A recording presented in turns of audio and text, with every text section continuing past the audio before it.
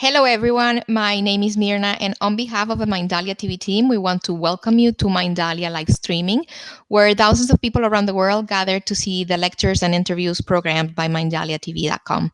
Today with us is Cam Adair. Cam is the founder of Game Quitters. It is the world's largest support community for video game addiction, serving 50,000 members in 91 countries. He has been named one of the Canada's top 150 leaders in mental health, and we are pleased to have him today with us. Before starting, there is something that we want to remind you that if you want to help people just like you to have access to the information that we share in our channel, there is a couple of things you can do. Just by liking this video, subscribing to our channel, or leaving us a positive comment down below, you help us reach as much people as possible around the world. Also, while we are live streaming, we have the active chat. That is an excellent tool for you to be able to enter your questions, and at the end of the lecture, Cam will be so kind and answer. Without further ado, I'm going to be leaving you now with Cam. Cam. Hi, thank you so much for having me, and I'm really excited to be here. If anyone has questions at any point, please share them because I'm really looking to make this as valuable for you as possible. And just to kind of introduce myself a little bit, so my name is Cam, and I struggled with a video game addiction for over 10 years. That addiction really started in the 8th grade when I began to experience a lot of bullying. And that bullying for me looked like, you know, every day at lunch hour, kids would drop me off, or every day at lunch hour, kids would chase me around the school trying to put me in a garbage can. And then there was also a time where for over an hour while I was on my hockey team's bus, I was being spit on. And that bullying really led me to feel like I no longer belonged. I no longer felt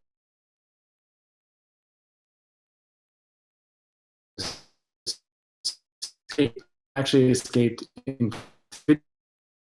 over a place where I felt safe, where I felt like I had more control over my experience, where people are go to a different game, and it just gave me a place where I could escape for hours and hours and hours and not actually have to deal with my problems.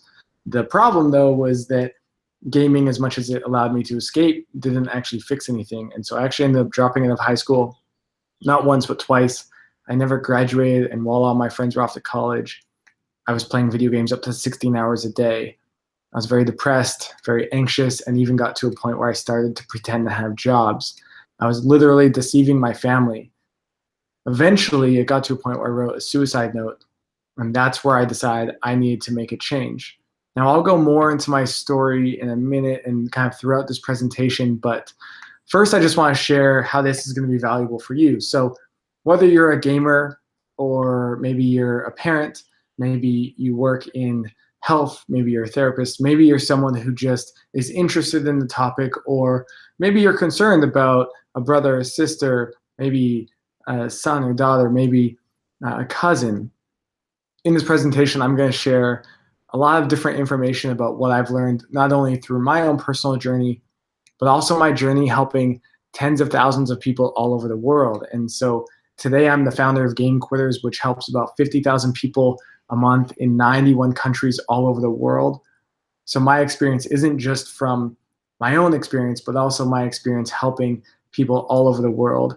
And it also is very much based in research and very much based in what we know today. And so that's a little bit about who I am and where I'm coming from. And for you, what I think is really important to understand is that video game addiction is not going anywhere. It's something that I describe it as a tsunami that's coming that we're not prepared for. And there are some really practical tools that I'll share today that will really help you or help someone that you want to help be able to shift this in their life. And also, it's really important to understand more about how to communicate about it. I think this issue has a problem in the conversation where it's very polarized, it's very heated, and there's a lot of misinformation. So I hope to clear some of that up today. And I also really want to share today how to identify if you have a problem, or how to identify someone else who might have a problem. I think in gaming, 90% of people who play are fine. We know that from research. It's between 1 and 10% generally of people who play who might have addiction challenges. And that's important to know, because for the other 90%, they play and it's completely okay, and they play in moderation, no problem. But that 1 to 10% number is important.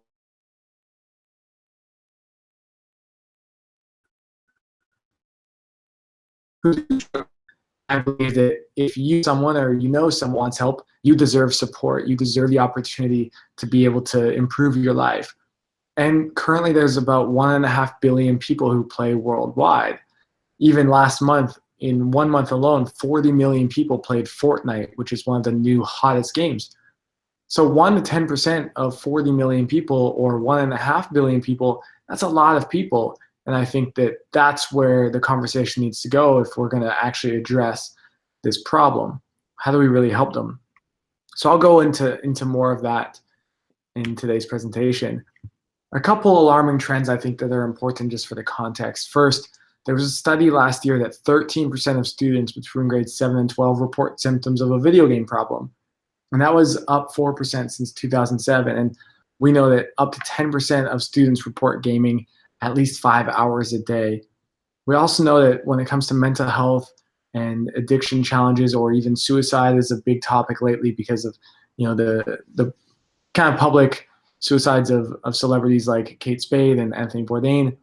Suicide's a really big topic right now, and we know from research that over 20% of college students are either depressed, anxious, or battling mental health problems, including 13% who seriously considered suicide in the past year. We also know from research that if you're an internet addict, you are more likely to think about suicide or maybe even attempt it. So when I'm looking at why is this problem so important and why do we need to address it for people who have a problem, it's because it compounds or perpetuates other mental health problems. And it's not enough for us to just debate about whether gaming is good or bad.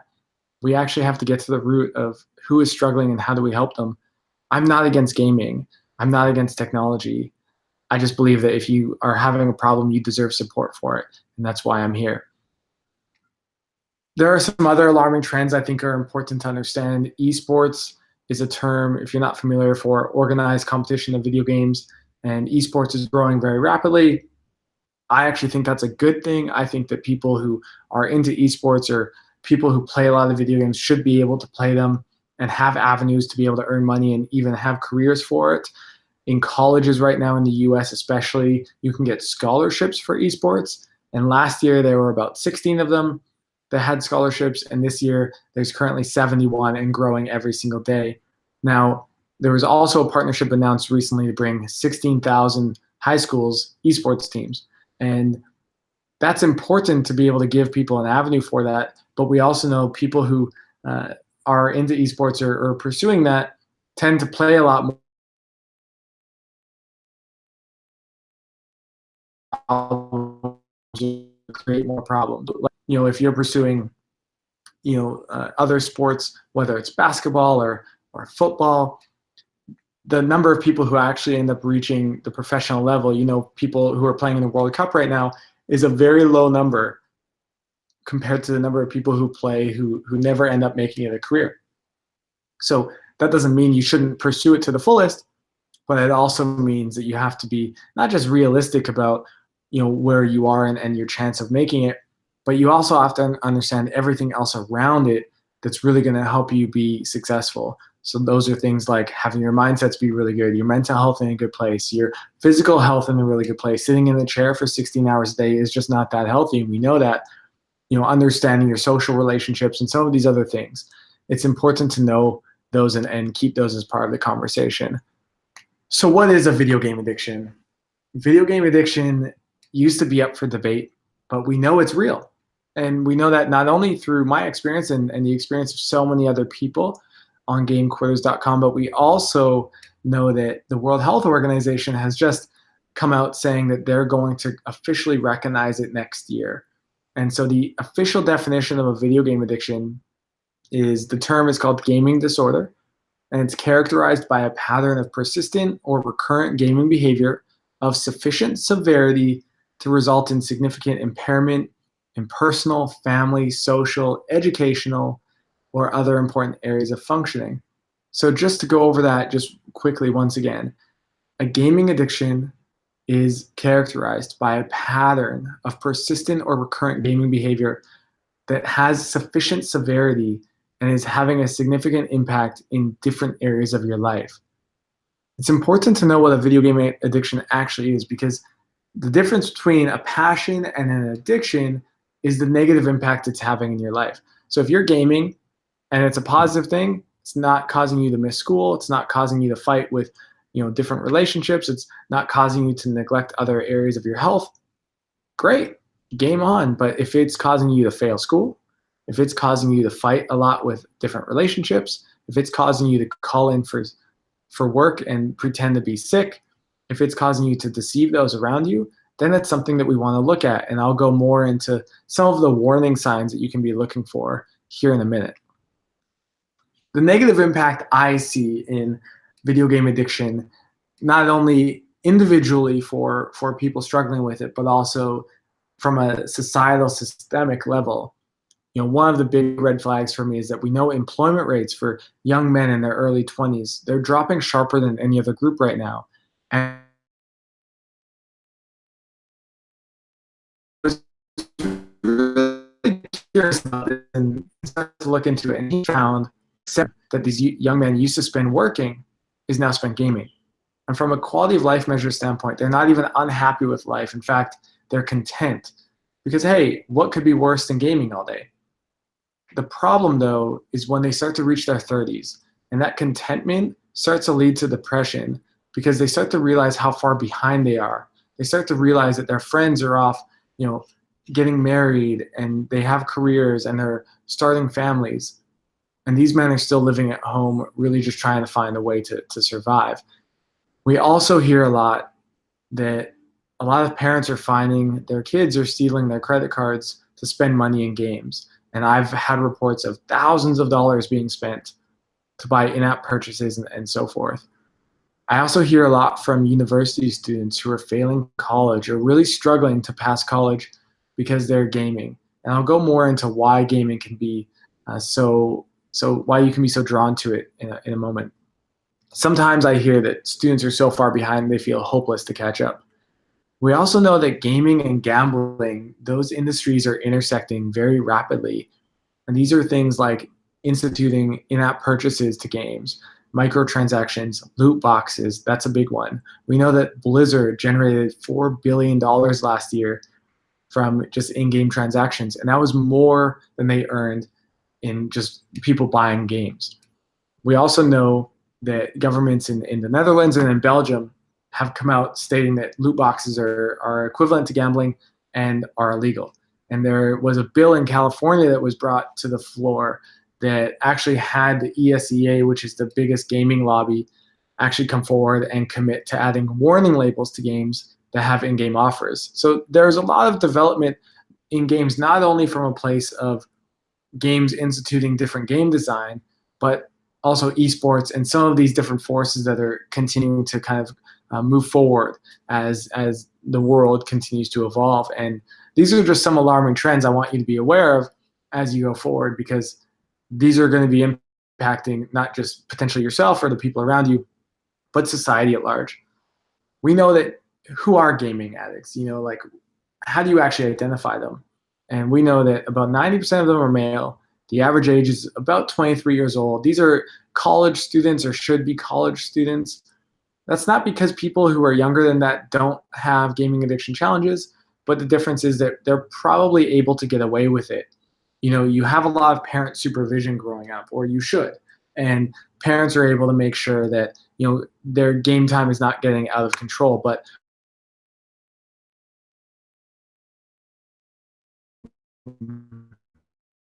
more stress, the way you deal with that stress is by gaming, you get behind in school, that stresses you out even more, and that's where this perpetual cycle happens, where you end up maybe failing a test, failing an exam, failing a semester, failing out of college entirely. We also know that people who struggle with a video game addiction meet criteria for moderate plus depression. So gaming is one thing they might be struggling with, but depression, maybe anxiety, maybe social anxiety are other things. And we know that gaming is not the only thing that they do. Gaming is one thing, but they're also tend to be addicted to porn and tend to be addicted to just the internet at large. I really see this as an umbrella of digital stimulation. So digital stimulation is, the virtual world. You get notifications, you get likes, and that level of stimulation, the way these websites and apps and games are designed, can really cause you to just want more of that. It's very artificial, and it's a place where you have a lot more control over. You put in effort, you post on Instagram, and you get likes, and you get a bunch of dopamine, and dopamine makes you feel really good. And there was a lot of structure to that experience. I put in effort, I posted, and I got this feedback back. Whereas in life, that might not be the same. I could go out and try to maybe connect with someone, and I don't get that feedback in the same way. Whereas online, it's you have a lot more control over it, and that's a really important part of why people are drawn to it. You also want to understand, and you may have experienced this, that gamers or gaming addicts can be very defensive, and that's because society has really shamed them for being gamers. There's been a lot of shame from society and the media, especially around gaming. They've said gamers are lazy, they're wasting their potential, those aren't your real friends, quote unquote. Gamers are virgins. These sorts of these things that are really problematic because they really make people feel under attack. They feel vilified, and that really hurts your capacity to connect with them. It creates an us versus them mentality where gamers are a part of a community of people who understand them, who get them, but society doesn't get them. And when that sort of barrier exists, it's a major disconnect in helping them actually seek help. So stigma can be a big barrier for people actually seeking support. And it's really important that you're aware of that, because we're all contributing to this conversation in different ways. And being aware and being very mindful of how you communicate about this issue is really important. So why do gamers play? What is it about these games that draws them to them? So I believe that gamers play for 4 specific reasons. And this comes a lot from my own personal experience, and then also just seeing patterns amongst gaming addicts over the years, and also in the research that we've done.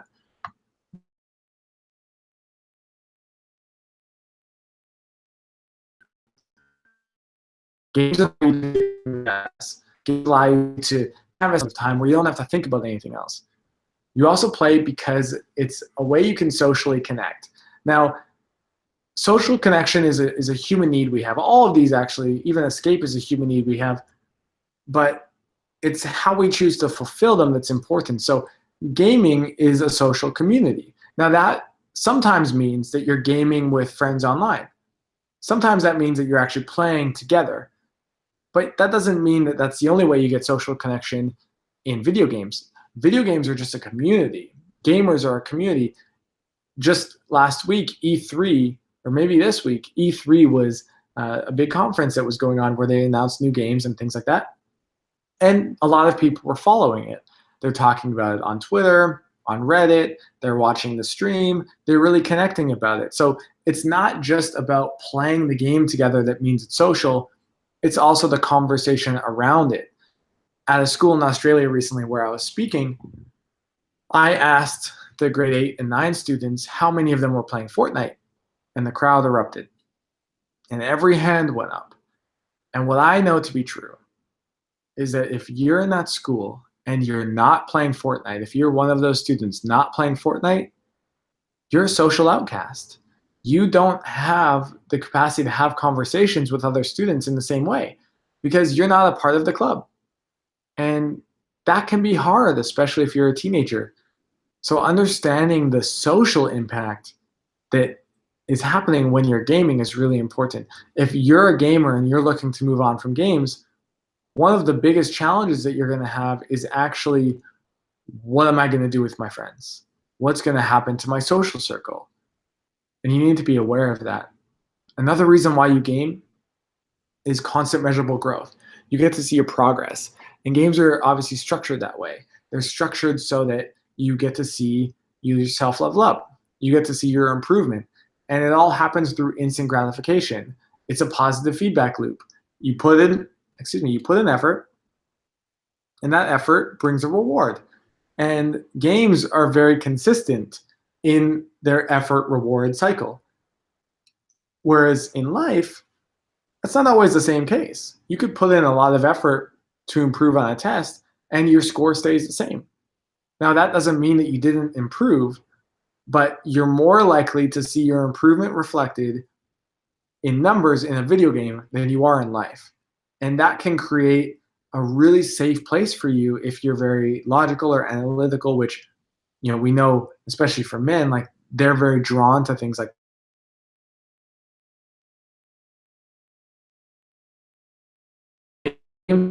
also give you a challenge. And that challenge comes in you always know what to do next. You have to beat this boss, get this weapon, beat this level. So when you wake up in the morning and you go to play your game, you know what you're going to do that day.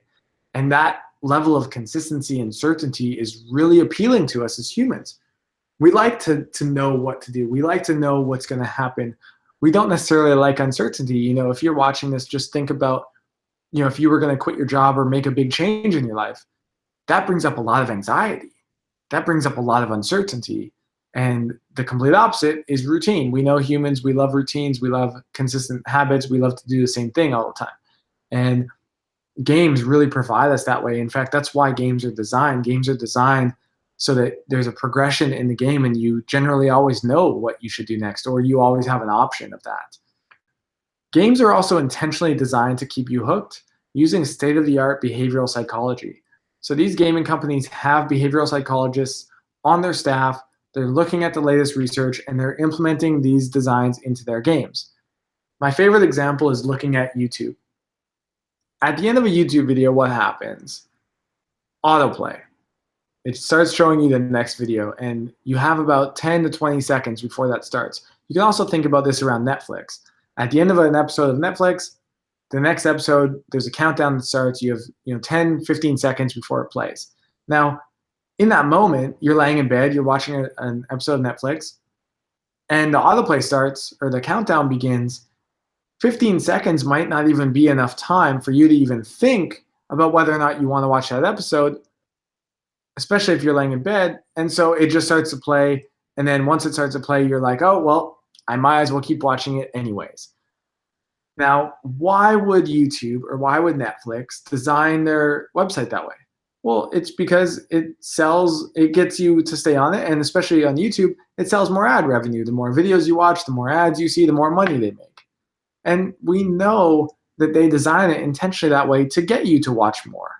So there are these forces in the way these apps, these games, these social media networks are designed to keep you on them. And it's because it drives profit for them. Now, I'm not taking a moral stance that that's not okay or that they shouldn't do that. But what I am saying is we need to be aware of it. Because once you have awareness, then you have choice. And choice gives you the option of being able to make a choice that's aligned with your values and goals and the dreams you have, that it gives you your power back. So whether you're interacting with games or watching Netflix or YouTube or whatever you're doing, awareness creates choice. Okay.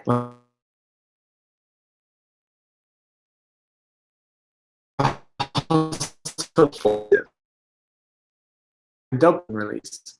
The way you want to think about this is that in a game, you get like this amount of stimulation, and in real life, you get this amount. And the difference between the two is really significant because the more you're overexposed to the type of stimulation that you get in video games, the more your brain can actually change. And that's something people don't like to hear, but it's the truth, and we know it from research. So just think about it like this. If you post on Instagram and you get a bunch of likes, that makes you feel really good. And all you have to do is post more on Instagram to get more likes to feel even better. The more you do that, the more it becomes a habit. And the more you're constantly going to Instagram to get validation for yourself. In life, you can't just walk outside and get a bunch of likes. And that's the difference between the way digital media is designed and real life. And you can actually have structural brain changes that happen the more you're overexposed. You want to think about games as being fully immersive. It's focused. You're looking at a screen and you're fully in it.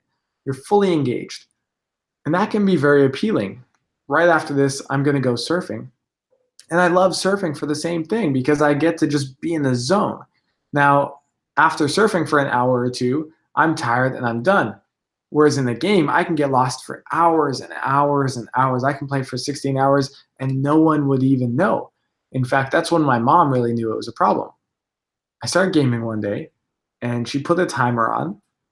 And after 15 hours, she came downstairs and said, "Hey, Cam, it's time to get off. You've been gaming too much." And I said, "Why? Like, I just got on." And she said, "Cam, you've been gaming for 15 hours straight." Now, for me, time had just disappeared. And it's because that's what you call flow state. Flow state is where you're so immersed in what you're doing, you're so present that time disappears. And games, again, are designed that way for you to like be so in the zone. Think of it like when you're playing a game, you have zombies, you have loud noises, you have music, you have other people screaming, you have a ton going on, you have like numbers flying all over the screen. That is very different than if you just look around your room right now. That's the difference in the type of stimulation. Now, the structural brain changes that can happen. The first is numbed pleasure response, which means that everyday activities no longer really satisfy you. And the second is hyperreactivity to gaming, which means that gaming is really fun and everything else is boring. The next is willpower erosion, which means that even if you wanted to quit, you wouldn't have the willpower to do it anyways. If you relate to any of that, I want you to know that it's okay. It's important to understand where you are right now, but there's a lot of hope, and I'll go more into that. Gaming is also a safe place to fail. Right now, we know a lot of young men are not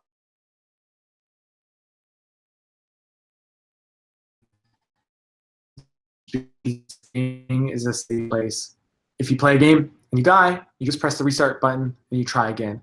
Whereas if you apply for a job and you don't get it, that hurts because it feels like rejection. That's the difference.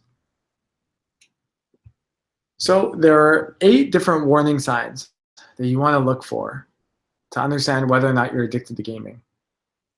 And just before I go into this, there's actually 9. I mean, before I go into this, what you need to know is that if you meet 5 or more of these criteria, then you definitely want to be seeking help. And you can do that by searching for a professional. You can do that by going on gamecourse.com. It's important to just understand that if you're someone who's meeting these criteria, you definitely want to seek help and you want to take that seriously and find someone who you're comfortable with. And there's a lot of free help online that's available for you. The first criteria that you want to look for is called preoccupation. This is an idea where you're constantly thinking about games. You're at work or you're at school and you're counting down the hours until you can get away to get back home so you can game. I also just want to state quickly that one of these criteria on their own does not mean that you're addicted. It just means that you want to definitely look into it more. You want to be aware. The next criteria is if you're having withdrawal symptoms. If you're finding yourself really struggling maybe with headaches after you quit gaming, or you're finding yourself moody or irritable when you don't play, that's a withdrawal symptom that's officially recognized. Tolerance is another one. That means that you find yourself having to play more and more and more to get the same amount of rush. That doesn't apply so much in gaming like it does in substance abuse, but you definitely want to think about if you notice the amount that your gaming is improving or increasing, that would be a warning. Something to look for.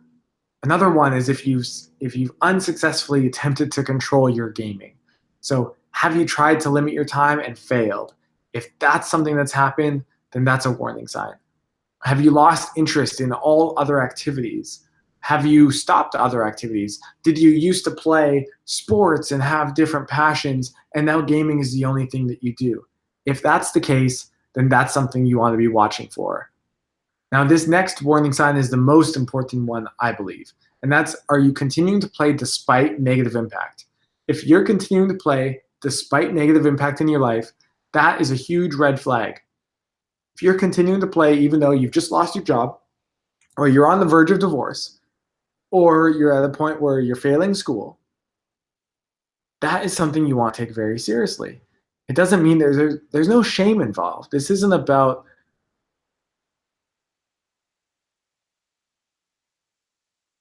something going on, and you have an opportunity. It's a beautiful thing.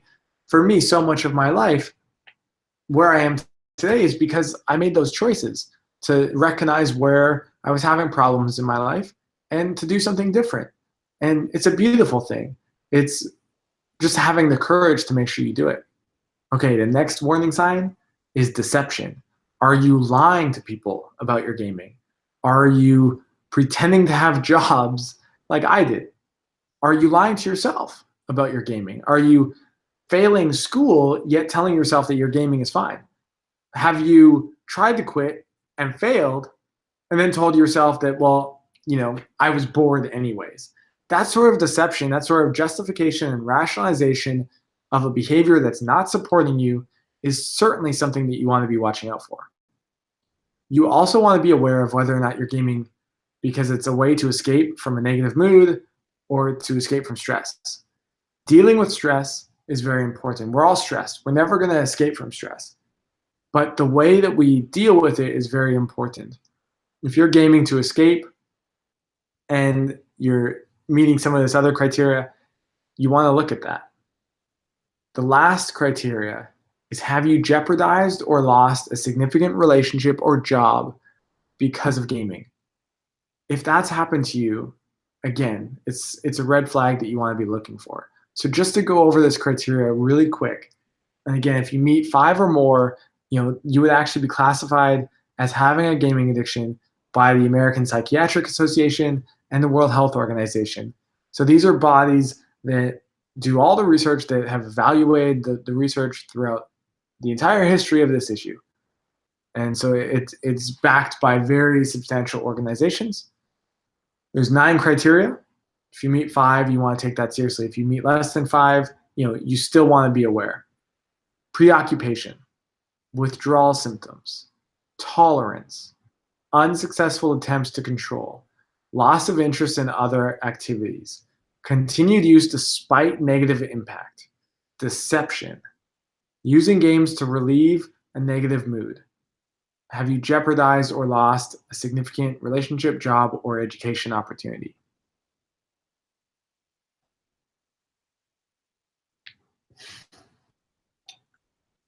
So you are someone, or you've identified someone who has a problem. How do you help them? Or how do you get help yourself? The good news is that what I've seen over the years working for game quitters is that if you want help, there's help available. And there's a step-by-step system that you can do that will really help you be able to move forward in your life. There's a couple steps, and I'll go through them. The first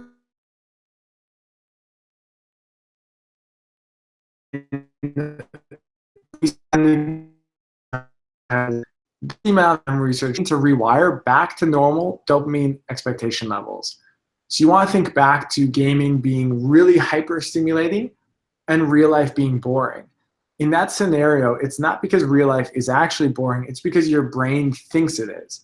And you have to kind of reset that. You have to bring your brain back down to normal levels, and you do that by a 90-day detox. You also need a 90-day detox because you need to break the attachments that you have to games. Quitting gaming is like going through a breakup. And there's a lot of attachments that you have to it emotionally, especially if you spent any money. You have an emotional attachment to the amount of time you've spent in games, the energy you've put in, the relationships, the money, the effort. And you need to break those attachments. And we know from research that, again, it takes about 90 days for your attachments to be broken and to reset. You also need to create a contrast point in your life. If you're someone who's been gaming your whole life, which most people have, you may have never experienced what life is like without gaming. You may have never experienced what life could be like. And so when you're thinking about whether or not you're going to quit, you're not necessarily thinking about this other life that feels so amazing that you've seen before. You're thinking about the unknown. You're thinking about uncertainty. I don't know what life is going to be like without gaming. I don't even know if it'll be better. So it's really powerful to create a contrast point in your life of what life is like without gaming. And 90 days gives you that opportunity. We also know that 90 days is a really good amount of time to build sustainable new habits. So step 1, commit to a 90-day detox. I also recommend during that time for you to track your days. So you could get a schedule, or you could put the date on a sticky note, or anything else that you find, but you want to track the days. Right now, I'm taking 90 days off coffee. And I know I started that on April 10th, so I know on July 10th, I can have coffee again. And just knowing that date helps me a lot. And knowing that, I'm just over 60 days also helps me a lot. So being able to track your days is really beneficial. You could get a schedule and put day one and then actually X out every day after that you've been successful. And that will be very motivating for you. Okay, step one, commit to the 90-day detox. Step two, you need to fill the void. When you quit gaming, you're going to experience a void in your life. And that's going to happen in a few different ways, but the most important way right now is in the way you spend your time. The number one question I get when someone wants to quit gaming is, what else am I going to do with my time? So you need to find new activities, specifically activities that fulfill the same needs that gaming fulfilled for you. In your life, how are you going to feel a sense of purpose? So number one, you need to find a new mentally engaging activity. That's something like programming or music production or some sort of sport or skill, learning a new instrument, learning a new language. You also want to find something that you can do at home when you're tired and bored from the day. Cooking, listening to podcasts, obviously listening to a live stream like this and others can be fantastic. You want to find something you can do at home when you're tired and bored from the day. I would highly recommend to try to stay away from things like just watching YouTube videos or mindless browsing or reading on Reddit. You want to try to find something that's, not necessarily taking too much effort or too much focus, but is better than just wasting your time. You also want to find an activity that will help you make new friends, something social. That's things like join a club, join an after-school extracurricular activity, join a sport, join maybe a salsa club, a dance class, something that you'll be in a group activity where making friends in places like that is really easy because being social is kind of part of the reason you're there anyways. So step two, fill the void by finding replacement activities. Step three, you need to add structure, and you do that with a daily agenda or a schedule. This is really important because at the point that you quit gaming, the level of competence you need on day one is the highest it is. You need to be extremely competent to be successful. But your actual competence level is at its lowest point. And that gap is really important to identify. The way you fill that gap is with structure. So don't try to think about all the things you need to do, actually plan them. Use the schedule, use structure to make the process really easy so you don't have to think about it as much. Thinking about it creates an emotional experience where you come home and you're tired from the day, you've just went to the gym and you're like, oh, I'm tired, and like all I want to do is chill, I might as well game. Versus having a plan where you come home and you look at your schedule and it's like, oh, I'm going to learn a new language for 30 minutes. I'm going to read for 30 minutes. I'm going to call a friend.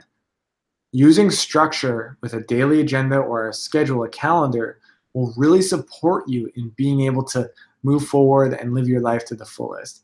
A schedule is something that when I was younger, I really didn't like a lot. And now I couldn't even imagine getting everything done that I get done without it. As busy as I already am, I would get half as much done. I want to create a system of accountability and support. I personally recommend joining a support community, and so there are a couple different ones. There's on Reddit, there's a Stop Gaming subreddit, which is free, where amazing people are coming together to support each other. Game Quitters obviously has a support community. Again, it's free. You could go to a 12-step program. You could just talk to an uncle that you trust. You could talk to a friend. Just finding someone in your life that you can speak with and who can ask you about how you're doing and can hold you accountable is really important. So just to recap, there are 4 steps. Step number 1, commit to a 90-day detox. Step number 2, you want to fill the void with new activities. Step 3, you want to add structure to your day with a daily agenda or a calendar. And step 4, You want to find a support community. Now, there's a fifth step that's also really important, which is to navigate the cravings that you might experience. Quitting gaming is an emotional experience. It's something where you might experience different emotions come up. You might experience cravings and urges to play. That's okay. Emotions can come up, but you have to process them. The easiest way to process them is to first recognize that you're just having a craving. A craving is actually a physical response you're having in your body or in your mind. It doesn't mean you have to game, it just means that you're having a craving. Step 2, be unattached to it. So what I like to do is I like to be mindful and identify, oh, I'm having a craving. Okay, I guess I'm having a craving. Very unattached.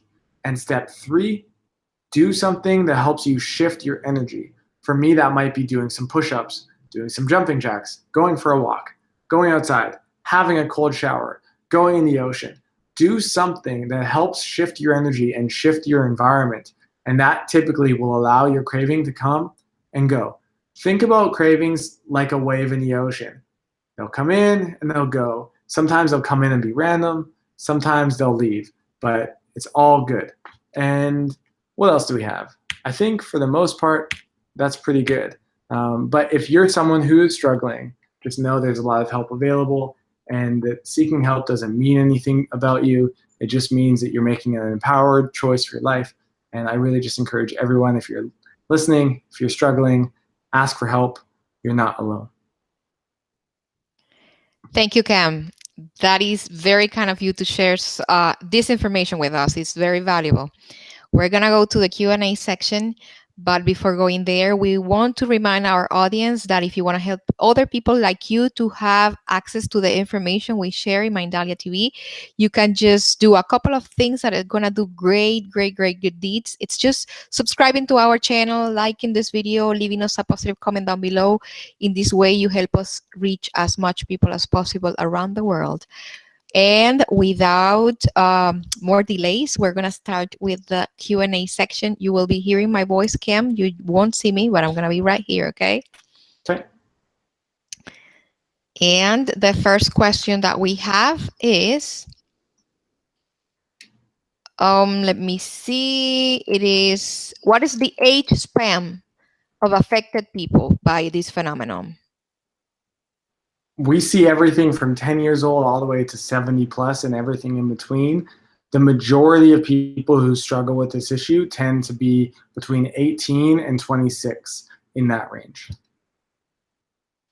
Thank you so much. The next question, how can we help my brother understand he has an addiction? He denies it all the time. The most important thing first is that you have rapport.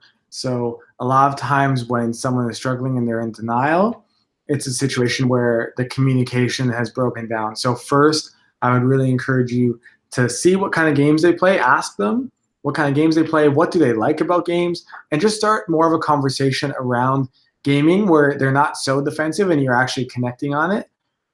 Then if you're having conversations where you're concerned about them having a problem, I recommend don't have those conversations in person, or sorry, not in person, next to the computer. Try to go for a walk, go to a restaurant, try to go somewhere else outside of the home, because if you're trying to talk to me and my computer's right there, I'm just going to be trying to shut down the conversation so I can play. And the third thing I think is you have to be a role model yourself. So what's your technology use like? And at the end of the day, like sometimes it can be really hard to actually get through to your brother or your sister or someone who's struggling. But being a good role model yourself is important.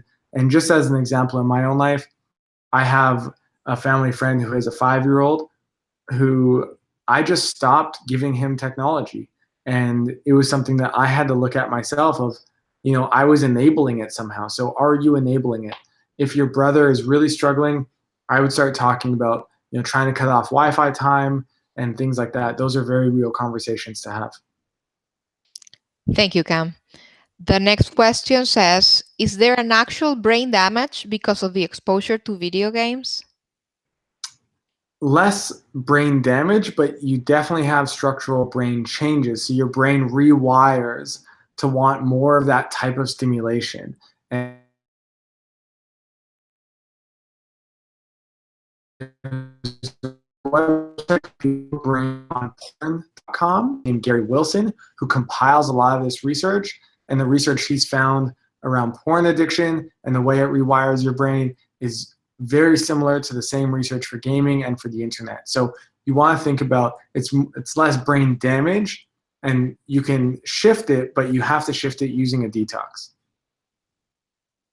Thank you. The next question says, are the makers of said games aware of this addiction problem? Absolutely, they're aware of it. And up until maybe a year or two ago, they used to deny it. They're denying it less now because there's just a lot more exposure about it, and there's a lot more, like legislation coming in and things like that I spoke about a little bit. So gaming companies absolutely know that they're doing this, and there's an ex-Google employee named Tristan Harris who did an amazing TED Talk on how tech companies are intentionally designing their websites and apps to be addictive, and they know about it. And so you can look up his research on that as well. I believe it's Time Well Spent. If you type that into Google, you should find it. Thank you, Cam. Next question. Is there any pro to this situation? I'm gonna take that question as, are there any pros or benefits to gaming and technology? Because I don't think there's any pro to someone having an addiction. Addiction is something that, by very definition of it, means that it's having a negative impact. Now, that doesn't mean that there aren't pros to gaming and technology. I think there are definitely pros. The difference is most people who play are fine and they can have benefits in their life, but other people struggle. So for instance, I'm currently sharing this information using technology, and I got connected to this entire experience through technology. That can be a really great thing. It can be an amazing way to communicate and share information and get different education. Now, if this was causing me to fail school or not pursue my job, that would be a different conversation. So there are definitely pros and cons to technology and gaming at large. It's just important to understand what your relationship is to it and whether or not it's having a positive or negative effect in your life. Thank you, Cam. Next question. I've heard people make, I think you were talking about this earlier, make actual emotional bonds with the people they play together remotely.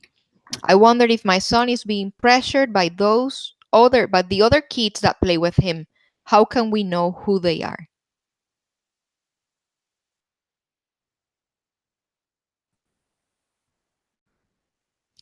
I think, were you able to hear me? I just missed the very end. Okay. She wants to know, how do we know who they are? Who is the people that her son is playing with? This is a good question, and so often parents like to say that those aren't their real friends, and I can just share from my own experience, those are their real friends. In fact, those might be their only friends. An example I can give you is that for about 8-9 years now, I've interacted with a gentleman online. His name's Alden, and he's from Singapore, and I live in the US. And we had spoken, almost every day for a while, and then every couple weeks. And when I went to Singapore a couple of years ago, I messaged him, and he actually came and helped show me around the town, and he was an amazing guy, and it was no different than how we interacted online. The only difference was we were in person, and I was in Singapore. And so there's a lot of relationships that I've had of meeting people and making friends online. Now, as a parent, there's a lot of ways that you can do to make sure that's safe. So for instance, making sure that your son isn't sharing personal information like his home address, his full name. Some of these things can be really good. There's a lot of information and resources online around online safety that I would encourage you to look at. But I would also ask him, who are they, and how do they know each other, and what do they talk about, and what do you like about each other, and really make sure that you say that from a non-judgmental place, and really be curious, who are they, and you can even ask, like, hey, how's John doing? And he'll open up, and when he feels like you're not judging him for making friends online, he's really going to open up, and that's going to help you then know who these people are and make you feel a lot safer about it, and also make him feel really safe because he feels like he can actually talk to you or go to you if there was ever a problem, instead of if you're very judgmental about it and then he has a problem, he's not going to go to you because it's going to prove that you were right. Thank you, Cam. The next question that we have says, how can I get my brother to want to get help? Yeah, so I talked about this a little bit before. What I would encourage you first is there's a way you can do like a video game addiction test so you can understand more about how it's actually impacting his life. And you can do that on the website on gamequiz.com. There's a section for tests. So first you want to actually understand a bit more about where he is and whether or not it's really having a problem. Now, you can also lean on professional support for this. So really getting counseling and therapy for yourself on how to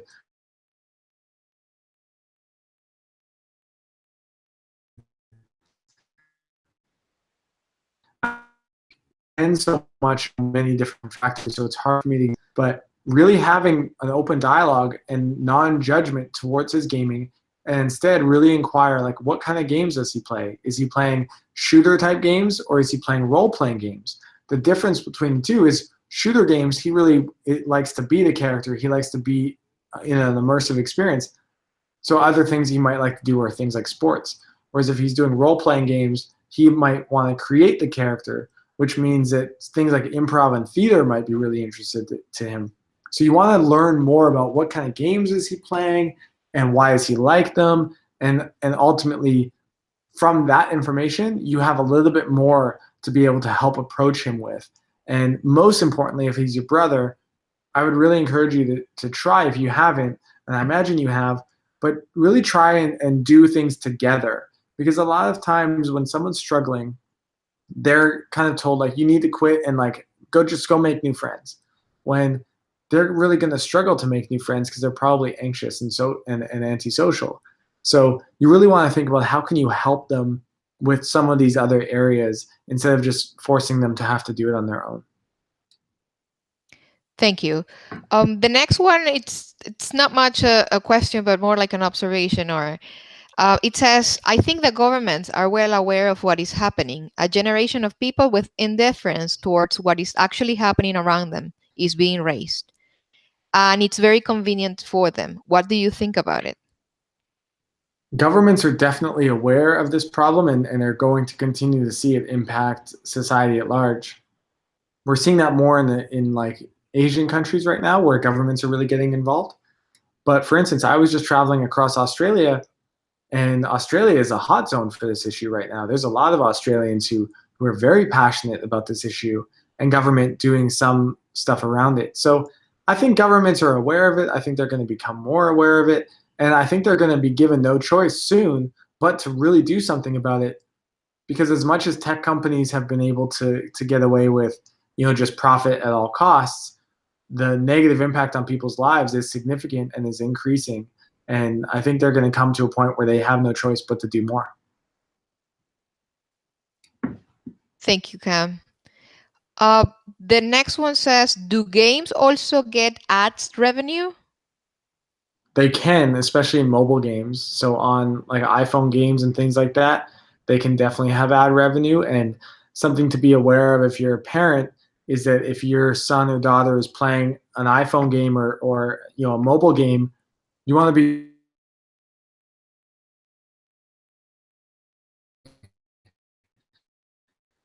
in it and potentially advertising things like casino slots and advertising we see happen. So you just want to be really careful. You want to know what the games are that they're playing. You want to potentially play them yourself so you get an idea of them, which you can do either by playing them yourself or searching YouTube for the game and searching gameplay of that. And just learning more. I think so often we aren't involved enough. We aren't engaged enough. For instance, Fortnite's a really big game right now, and it's rated 12 plus. Yet I constantly hear stories from parents whose kids are 9 years old and who are playing the game. And I think we want to be a bit more aware of ratings and the types of games and just learning more, potentially even playing that game with your brother or with your son or daughter to learn more as well. I think some of those things can really help you build rapport, and that rapport is going to be able to help you have influence. Thank you. We are almost done with the questions. We have just a couple more. The next one says, my nephew gets just moody if he's not playing games. Say Wii, games in the phone, or whatever electronic. He's only 6. How can we help him? Yeah, remove access, period. If he's 6 years old, he does not need to be using an iPad. He does not need to be using an iPhone to play games. And that's an answer that a lot of parents aren't going to be happy about. They don't want to hear. But if he's 6, he just does not need access to it. And I saw this with my family friend whose son is 4. When I gave him the phone to play games, or when I gave him YouTube to watch, he would go deaf. I would try to ask him a question and he wouldn't even hear me. And when I would take it away, he would have mood problems. That is a major red flag. And if they're 6 years old, they do not need access to it. They can have fun reading books, playing with puzzles, playing with Lego. There's so many other things that they could do. They have the capacity to entertain themselves, but you're hurting their capacity to do that by giving them instant gratification with technology. Remove it. They don't need access to it. Thank you, Cam. The last question, is there a game that is actually positive? I see most of the games are just about war and crime. Great question. I love chess. I think chess is a great game. I think chess really helps you with strategic thinking and really it's similar to poker in some ways where it's very deep and there's a lot of strategy and thinking involved. There's some other games that are more educational games and things like that that can be good. But you're right. A lot of the games now are just around war and violence and killing and things like that. And they might not necessarily be super good. So there are some games that are designed to be more for social. I'd like them to for the future, but there's definitely some games out there, and I would search for games for social good. Something around that, you'll be able to find some games. Thank you so much. And we reached the end of our Q&A. We want to thank you, Cam, in the name of our audience, for sharing your story with us, for turning your personal history into, for good, and for helping so many people around the world. Before leaving, we want to remind our audience that Mindalia TV is a nonprofit organization, that our only mission, we're here just because we believe that we can raise the level of consciousness around the world just by sharing information, by educating people around with history, with stories like yours. Before leaving, we also want to remind you that you can subscribe to our channel, like this video, or share this with someone that you know that it's gonna enjoy the content of it, and leave us a positive comment down below. That is always welcome also. Cam, we want to allow you to say goodbye for today. Thank you so much for having me. I really appreciate it. And if anyone has any questions, reach out. I'm happy to help. Thank you. And to you and our audience, goodbye for now.